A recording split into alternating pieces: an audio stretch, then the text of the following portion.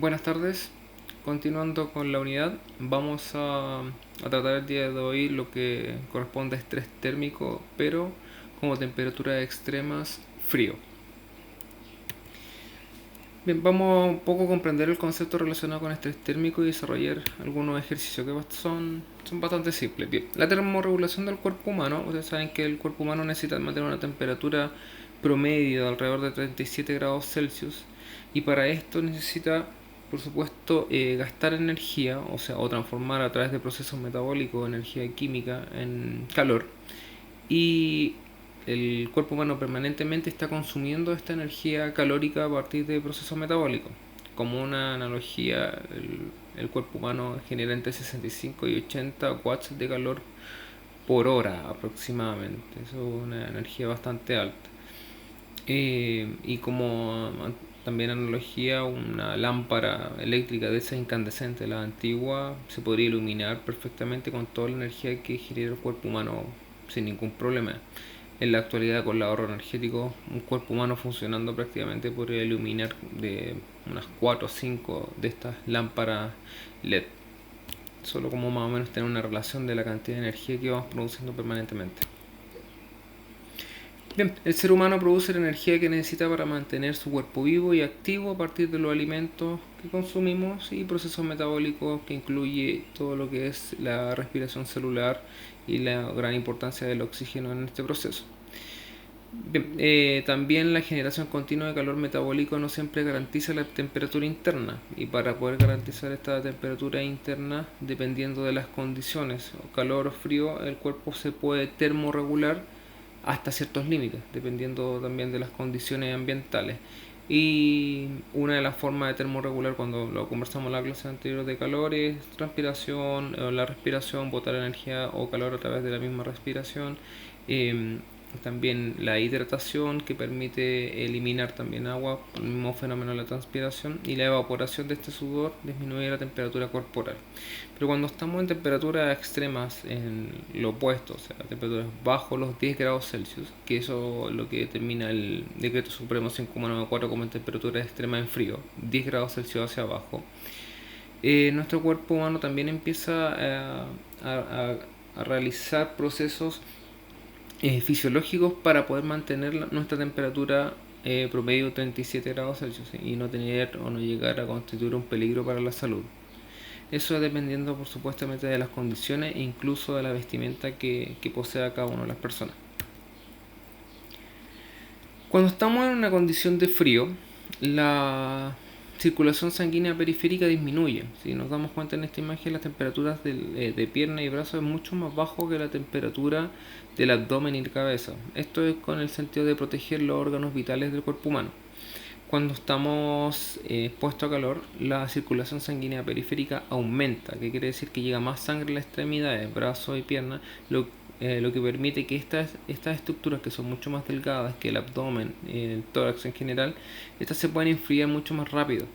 Por ende, un aumento de la circulación sanguínea periférica facilita la disminución de la temperatura corporal.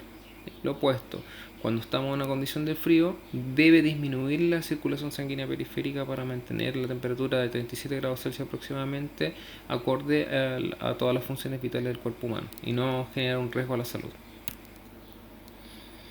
Como hemos conversado en algunos momentos, las 6 variables que definen la interrelación entre la persona y el medio ambiente térmico son las siguientes. Primero, la temperatura del aire. Segundo, la temperatura o calor radiante, que esto lo veíamos, se medía con el monitor de estrés térmico, este bulbo, temperatura de globo, bulbo húmedo, bulbo seco.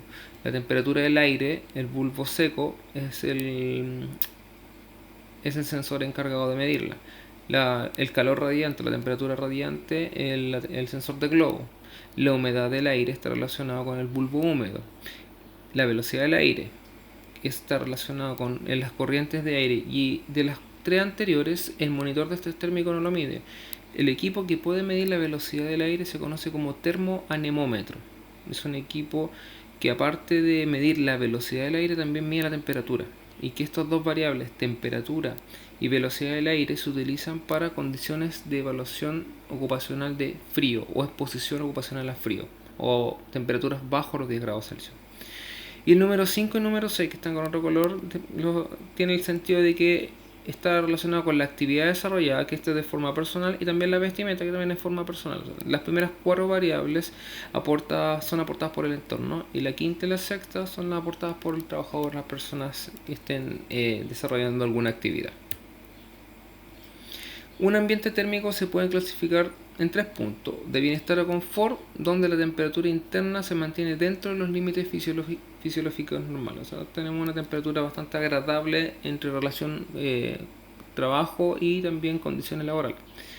La permisible, tenemos un poco de molestia psicológica, pero estas molestias psicológicas no generan algún daño. O sea, podemos estar un poco expuestos a temperaturas bajas o altas, pero que son permisibles. ¿Sabes? Puedo desempeñarme, puedo trabajar en esas condiciones.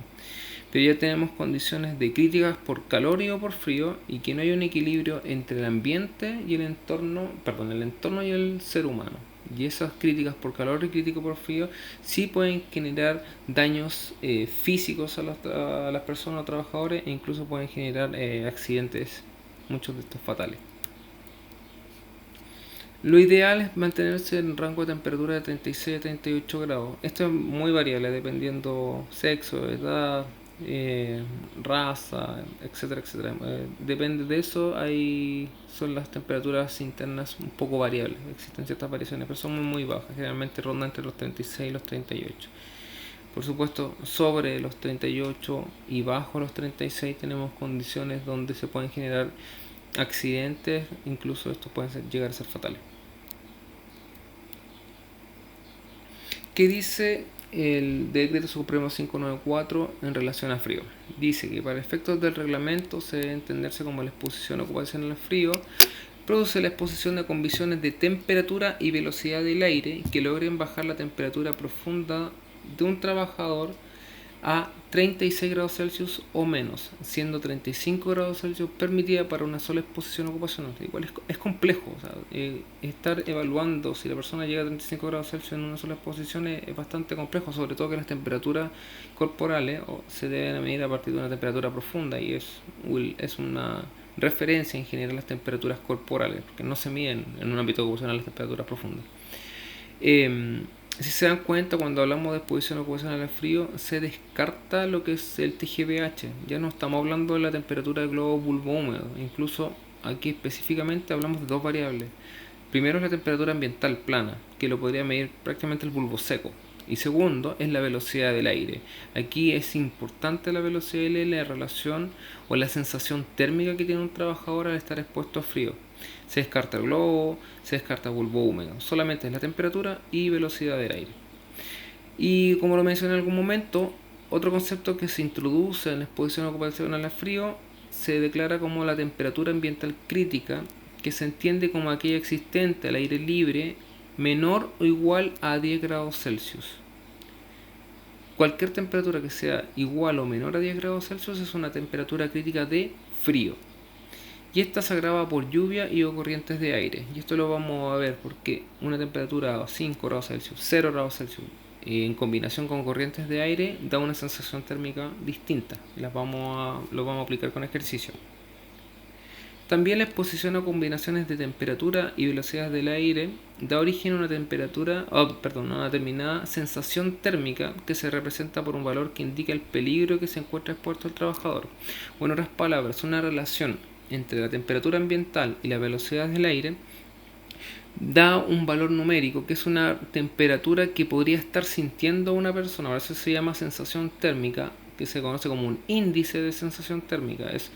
Si yo estoy expuesto, por ejemplo, 5 grados Celsius y una corriente de 30 km por hora de viento, yo no voy a sentir esos 5 grados Celsius, voy a sentir una temperatura mucho menor. Y eso se conoce como índice de sensación térmica, que está tabulado. Y a partir de ese índice yo puedo determinar el peligro al que se encuentra un trabajador expuesto. Eso a partir de unas tablas que la vamos a aplicar el día de hoy. Bien, y se presenta una tabla que posee esta relación, o sea, la sensación térmica en relación a las temperaturas ambientales. Esta es la tabla.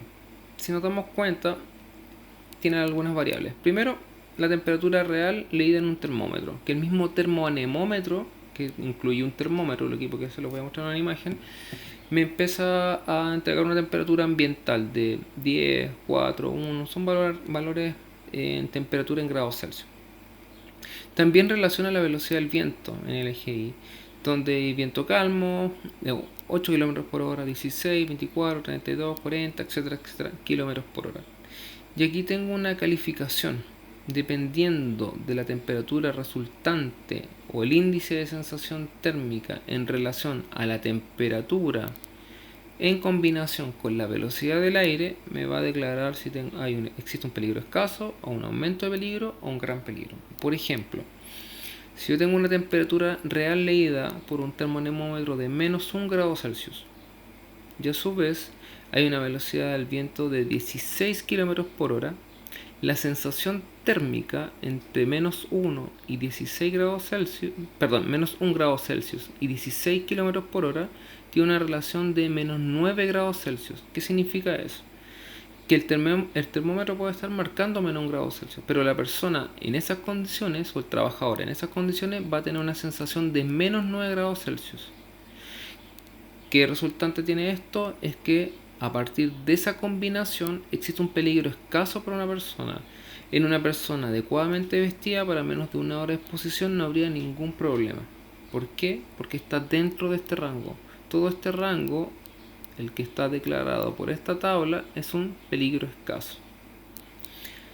Después vamos a ver algunos ejemplos también cuando existe un aumento de peligro y un gran peligro. Todo lo mencionado anteriormente está relacionado con exposición a frío, pero al aire libre. No estamos hablando de una exposición a frío en ambientes cerrados. Para eso existe otra tabla que vamos a comenzar a trabajar.